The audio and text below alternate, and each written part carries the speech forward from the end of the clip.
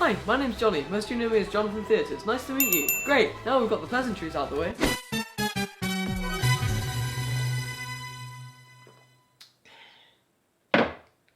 So, I recently posted this video called LEGO Avengers Endgame in 7 minutes, and I'm going to talk about it because apparently you guys want me to. By the way, for the remainder of this video, I'm going to be assuming that you've seen both of these two videos, which you can find on my channel, Jonathan Theatres, on YouTube.com. So because of the popularity of the Infinity War video last year and how well that did for my channel, a lot of people may have assumed that I planned to do this Endgame one from the very beginning, like when we knew there was an Avengers 4. But no, I actually only planned to do it like a couple months before, maybe in like February or something. When I saw the LEGO sets were coming out, I was like, oh shoot, yeah, this is gonna be a good idea. Speaking of last year's video, one of the things I wanted to do was to get as many people who voiced in that video to voice again in this one to sort of be consistent, you know? This was actually the very first step of the process before I even finished like writing the script. And yeah, it was pretty heartwarming seeing how on board everyone was to work with me again on the project. That was really nice. Thanks, guys. You may have noticed that Thanos had a different voice though. The guy who did it last time, Tyfly Productions, did actually agree to voice Thanos again.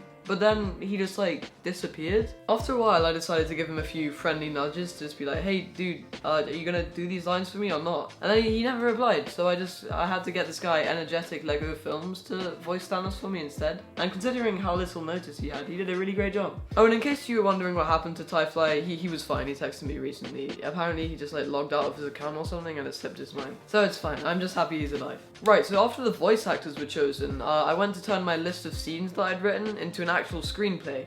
So I got my friend Matt from Gifted Animations to come and help me brainstorm loads of ideas and jokes and stuff for what we could put into the video. Honestly, there's not an awful lot to talk about the writing process, except maybe the Tokyo scene, you know, where they're all speaking Japanese in that. So basically how I did that was I wrote out what I wanted the characters to say in English first, and then I got one of my Japanese friends to come and like translate it for me. And from there we like sounded out, or she like sounded out what the sounds that the Japanese characters would make, if that makes any sense, like into English, so that the voice actor Nate Brick Studios could actually record the lines without, you know, having to learn Japanese first. So yeah, the subtitles that are being seen on the screen in that scene are actually what's being said by the characters. Someone asked about that in the comments, I think. Looking back, I probably could have done like an epic funny joke, you know, had them say something dumb, but you know, whatever. Alright, so now that I've written the script, we can move on to the animation. I began animating this video on the 5th of May of 2019, which I was really happy with actually. Basically, it's because I started animation on the Infinity War video on like the 6th of May or something, so I was like, wow, I'm a day ahead of last year's cycle. Unfortunately, that didn't last long, because whereas I finished animation on the 5th of June last year, this year I finished on the 29th of June. 7 days before the video went live. And the reason for that is, well, like I was lazy, okay? So I just finished animating the 5th shot for the video. It's the 29th of May right now, and I checked, and apparently by this time last year I'd already done 16 shots for the Infinity War video. So I mean that's not that's not great, but I completely finished the script today, so that's something. So yeah, after that revelation, I decided that I really needed to pick up the pace if I was going to finish this. And I think I did a pretty good job, considering June was extremely jam-packed for me in terms of school exams and school trips. I even have my maths GCSE that month, so yeah, cool. But then, I began to realise I was leaving on summer holiday soon, which meant I wouldn't be able to animate for a good 2 months. So yeah, I had to finish before that. Okay, it is June 27th. I have 1 shot left, because I'm stupid. It is probably the hardest shot in the video to animate. Yeah, I'm leaving on holiday in like, what, 3 days, so... Whew, wish me luck, guys. It was rough, but eventually I pulled through. Hello, the date is the 29th of June. It is 11:52 AM, and I am about to take the last frame of animation for the video. Ready? Wow, I just did it. Isn't that amazing? Alright, so that last week of animating was probably one of the most stressful and tiring weeks of my life in terms of video making. But the week that followed was #1 on that list. I honestly don't remember much about editing week except fatigue and headaches. My vision got all blurry.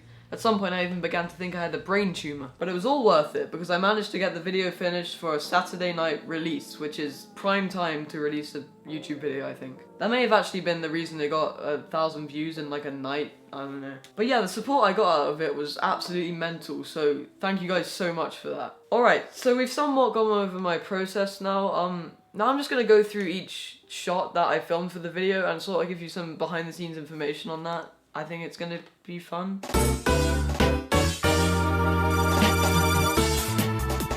So this is of course the first shot in the video, and it was also the first shot I animated, which was a mistake. For the Infinity War video last year, the first shot you see in the video was actually the last shot I animated, which I think was a really good decision. I would strongly recommend doing this because while you're making a video, especially if it's a really big project like this one, you're gonna learn a lot about animation and like sort of finding your style and the best way to do things along the way. So then the last shot you animate is probably going to be the best. So if you have the last shot you animate be the first one in the video, it's going to sort of convince people to watch the video more because they're going to be like, wow, oh, it's so good, you know? Anyway, so this shot is the first instance of this cartoony cloud background which appears many times in the video. You'll notice it's actually made out of this weird foam material that I bought rather than Lego, but I think it looks cartoony enough to sort of fit within the Lego world, so I like it. This shot also features the only use of the vanishing effect in the entire video, which I think is a big step up from the method I used last year. If you look at them side by side,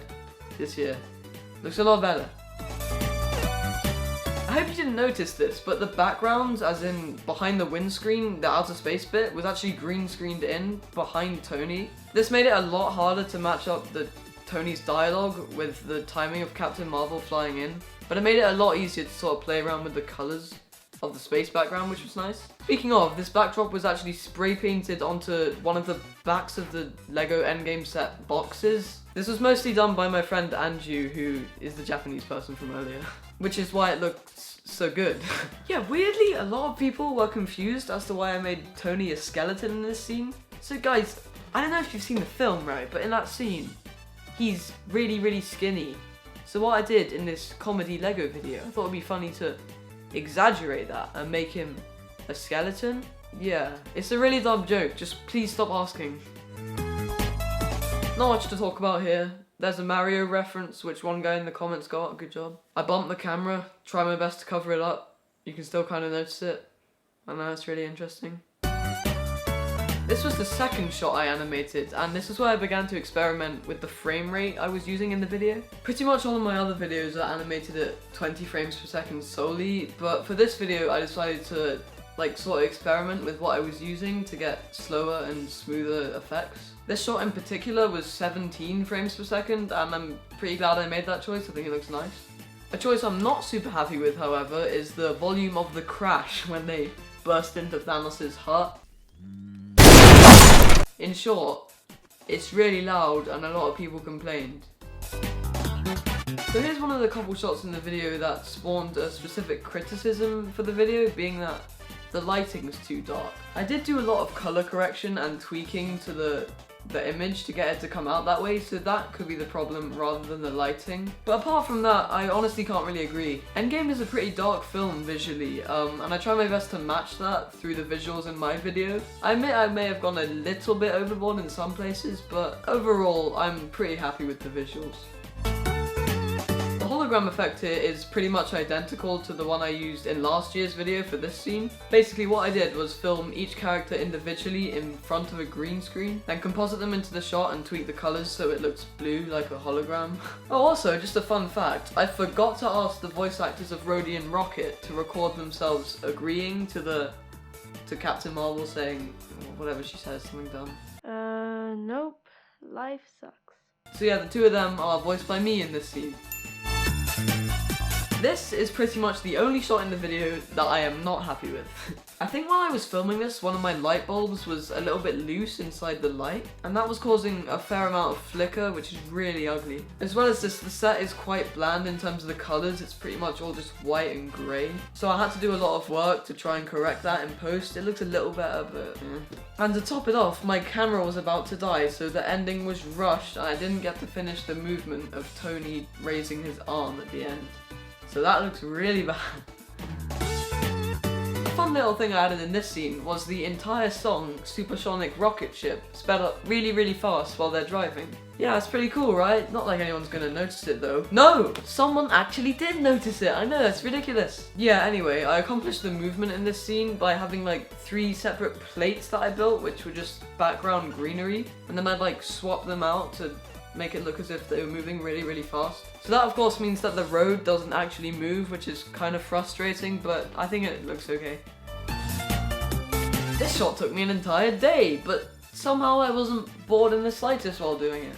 I don't know, it was just a really chill animating session. I was just animating, listening to music, it was good. I went through about 7 battery charges, but I do have 2 camera batteries, so I was able to swap between them while the other one was charging, so I didn't really have to stop animating. This was another case where I animated at a lower frame rate than usual, 17 frames per second again. I would recommend doing that for super long shots like this, like just slow the frame rate down a little, then you don't have to do as much work, it's good. A few people pointed out that this guy looks a bit like John Wick, and I noticed too, guys, which is why there's a dead dog in the background of this bit. I haven't actually seen John Wick, but I'm pretty sure there's a dead dog, right? One last thing for this, some guy in the comments asked what music I used for this scene, and that made me really proud because I didn't actually find this song online. I actually made it myself using sounds from the GarageBand files, just like how the real musicians do it. So this is the first case of the shrinking effect, which I used way too many times in this video. I'd honestly say about 1/3 of the total editing time was just spent doing the effects on different shots in this video, because I had to mask out the character, then animate them shrinking, then add all the blurs and stuff for like every character in every scene it was in. I don't think anyone mentioned the Scooby-Doo reference, and the camera movement was entirely in post, in case you were wondering. Nothing to talk about here. I used the same teleportation effect as last year's video. Great. This is by far the shot in the video with the most light flicker. Like, usually people who aren't into stop motion animation wouldn't notice this stuff, but with this shot I'd feel comfortable saying that anyone would notice that there's light flicker here. I'm still not really sure why it's that flickery, but what can you do? Oh yeah, I was gonna have some Chitauri aliens flying around in the background. I took a picture and I was gonna mask it out and like blur it to make it look like there's a battle going on. But I decided not to because it probably would have made the shot a bit too busy. Also because I had a fair amount of trouble voice acting Thor for this scene. For short sentences it wasn't that bad, but it became difficult to hold a deep voice for so long when he was saying longer things. I actually got a couple comments saying that I sound like a 7-year-old. Look, I know I don't have the deepest voice out there, but like, have you heard a 7-year-old? Their voices are pretty high. Going back to the criticism of the lighting being too dark, this is definitely the shot people cite when they talk about that criticism. I don't remember quite what it was, but I couldn't find a way to like position the light so that it would be well lit for the scene for some reason. For the VFX on the force field, I was mostly just going off memory because at the time, not a lot of footage from Endgame had actually been released, so I couldn't like look back and see what it looked like. Yeah, and for some reason I decided to go with a microscopic video of bacteria moving around, scaled down and made transparent as the shield. Now that the film's out on DVD, I can see that it doesn't look very accurate at all, but it still looks cool. I used a much better snow effect here compared to the Infinity War video. Like, I honestly don't know what I was thinking with that. Jesus Christ, that looks horrendous.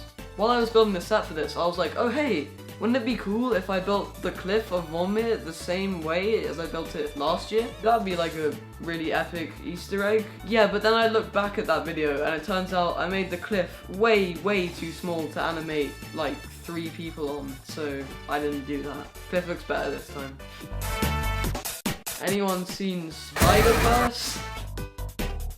So when Thanos snapped in my Infinity War recap, I included a little delay between his snap and the and this time I wasn't really sure whether I should include the delay before the for this part, seeing as the movement before the is a lot more fast paced. In the end I went with a little tiny delay, so at least it's somewhat consistent. This shot was animated over 3 non-consecutive days because I had a school trip in between. So there's quite a lot of places where the camera cuts and you might not realise it, mostly when it's doing a really quick movement because then it's easy to sort of reposition the camera after the fact. When the time came to cut Cap's shield in half, I really didn't want to cut my normal Lego Captain America shield in half. So what I did was acquire this knockoff Captain America shield and cut that up, and the regular shield just switches to that as soon as Thanos' blade makes impact. I don't know if you noticed, you probably did. And come to think of it, that knockoff might have had lead paint in it because I was feeling really queasy after fiddling around with it. It's fine. Hey look, cool Easter eggs! For the red lighting in the beginning of this shot, I used one of those Lego branded like light up bricks that they used to do in the sets. I'm probably the first brick filmer to use one of those in years, so that's that. You can see quite clearly the exact frame that the other nebula appears behind the past nebula. I'm not sure why I find that so funny, it's just kind of interesting to me. This Spider-Man part was accomplished using basically the same technique as the new Asgard shot, with Spider-Man being positioned on a little piece of terrain in between the background and the foreground plates, which doesn't move at all. You can't really notice it as well as the new Asgard one, which is good. I was kind of stumped on how I was going to animate the Lego horse because it's not exactly made for that stuff. But then I saw something Frozen Lake Films posted, like this Wild West thingy where the horses went by. I definitely didn't do the effects as well as him, but it probably looks better than if I were to try and do it myself. This shot also features music composed from the GarageBand files and some of Tony's old Iron Man suits behind him when he snaps. Wow, isn't that neat? I had a lot of trouble trying to get this shot to be consistent in terms of the speed that the camera was panning, because it is the longest shot in the video actually. You can see a few points where I slipped up and the panning speed begins to change, but eventually I came up with a method. What I did was use onion skinning to basically try and match up the position of the character's old eye with the position of their new eye, so they were just touching, if that makes sense. This shot actually ended up being so long that towards the end I had to start extending the actual set by placing more bricks because it was just getting so far this way, so that was a bit of a pain. The little bit at the end where the Iron Man 3 kid puts the potato gun in the water was something I was worried a lot of people wouldn't notice, but a lot of you guys did, which was nice, so... Don't know why, but I had to redo this shot about 4 times. Cool. So, this is without a doubt the point in the video that has spawned the most comments. If you look back at the premiere of the video and you put the live chat replay on, you can see it just like explode the minute they see this scene. It's pretty funny. Some of the comments were quite negative, some of them thought the joke was funny, and some of them were a little bit dodgy, not gonna lie. Anyway, so this extremely bright light in the background of the shot is actually the lamp itself. Like, it's literally the lamp. It's not reflecting off a piece of paper, I just plopped it behind. That nearly destroyed my eyes while I was filming the scene, but it was completely worth it.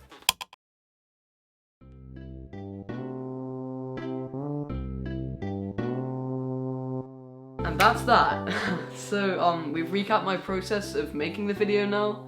So now I'm going to answer some of your questions about the video. These have either been taken from the video's comment section or the community post I made asking for you to give me questions. What did you use to animate and edit with? For animation, I use a Canon EOS 600D with a Canon EFS 18-55mm lens. I'm looking at it right now, I'm just reading the details. Hello. Yeah, and then I hooked that up to Dragon Frame 4, which I use to take the pictures. Dragon Frame is insanely expensive though, so if you're just starting out, I go with something like Stop Motion Studio for the Mac. I used that for quite a long time. I used that for the Infinity War video last year actually. And for editing, I use Final Cut Pro 10.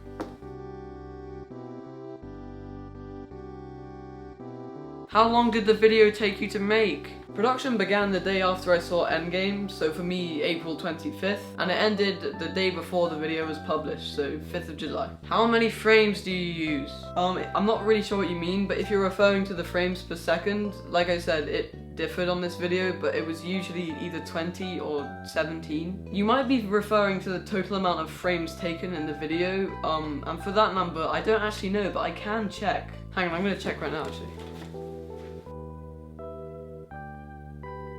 What? Look at that.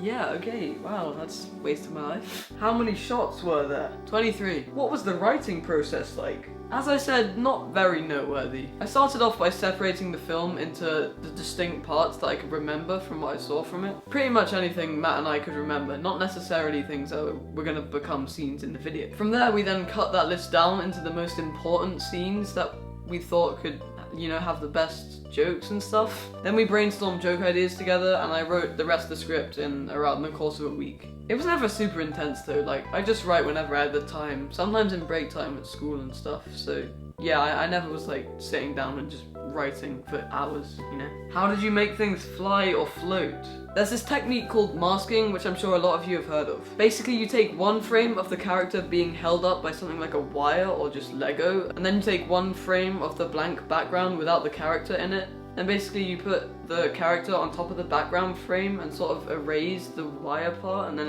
it looks like they're flying, right? But you have to do that for every single frame. I wouldn't recommend this. It's awful. Just cheat your way out of it like I did in this video. A lot of the time when you see things flying, it's mostly just stuff blue tacked to other characters or the background. Can you give me tips for combat and fast-paced action scenes? It's kind of hard to, since you haven't given me any examples of your work, but I will try. So I'm sure you've heard of the ease in, ease out rule, and if you want your action scenes to be super fast paced like what Earthbound does, you're going to want to completely disregard that rule, right? But if you're going for a more realistic style, you are going to want to ease in your punches and stuff with your characters, but you can't ease out. That's not how it works. Like, they're going for the full impact, you know? Also, look into wind up and anticipation. That stuff's really important for achieving a flow in fight scenes. How did you make Tony hold the stones and make it seem like Tony took the stones? So, the reason it seems like Tony took the stones is because he did, in fact, take the stones. I made Tony hold them by literally putting a ball of blue tack in his hand and then just putting the stones randomly just onto his hand. I thought that looked really funny. Why did you make Nebula glitch like that?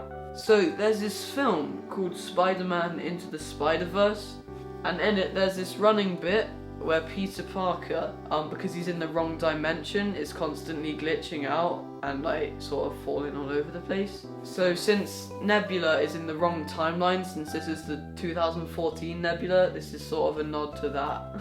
What was your biggest difficulty in this production? Probably getting started with the animation. With a big video like this one, this is a huge problem for me. It often feels like such a daunting task, and like the end is just so far away. But if you're having trouble with this, I'd recommend just like try your best to think of the end game. Like, you finish the video, you're super proud of it, you've uploaded it, and you know everyone's seeing it and loving it. If you try and imagine that, it does help. But yeah, that was really hard for me.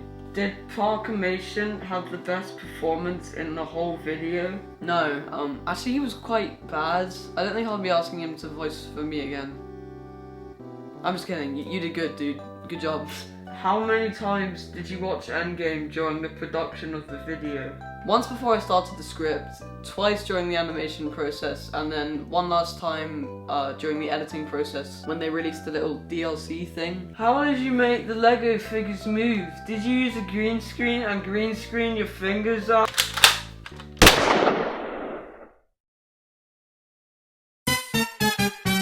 Okay guys, so that's all I've got for you today. That's the behind the scenes video. We did it! Sorry if I was sort of beating a dead horse with this one. I didn't mean to sort of be annoying. I know this is my 4th video this year with Endgame in the title, but you know, it's a bit of fun, okay? Anyway, thank you so much for the amazing amount of support I've had on this video. It's really been amazing, guys, like, seriously. I'm really sorry this video took so long to get here. I was sort of putting off being on camera because honestly I don't really like it that much. But subscribe to PJ Withers and see you later. Wait, okay, one last thing. So I'm going off the script for this bit. Since you made it to the end of this video, whoever you are, I wanted to just sort of give you a little update because you probably at least care about my channel a little bit to make it to the end. So with future projects for this year, right, the next big thing that I'm working on, I guess I'll just say the name. It's called The Great Lego Courgette Scandal. I don't have anything to show you from it yet. I'm still in the script writing phase, but yeah, this is gonna be a big project, okay? Like, probably my biggest one yet, and I know that I end up saying that with pretty much every video I release nowadays, but like this, it's gonna be big, okay? But that also means it's gonna take a lot of work, so it might not even come out this year. It's probably more likely gonna be Brick Film Day 2020. That's when I'm aiming for. So I'm gonna try and, I'll try and release some smaller videos between now and like February, which is when I'm hoping to release that. So yeah, just stay tuned, guys. Don't yell at me if I'm not releasing things. You know, it takes a while, this stuff, and I've got my GCSEs this year. So yeah, thanks for being patient, and thank you for watching. Bye for real. Voice crack then. Sorry.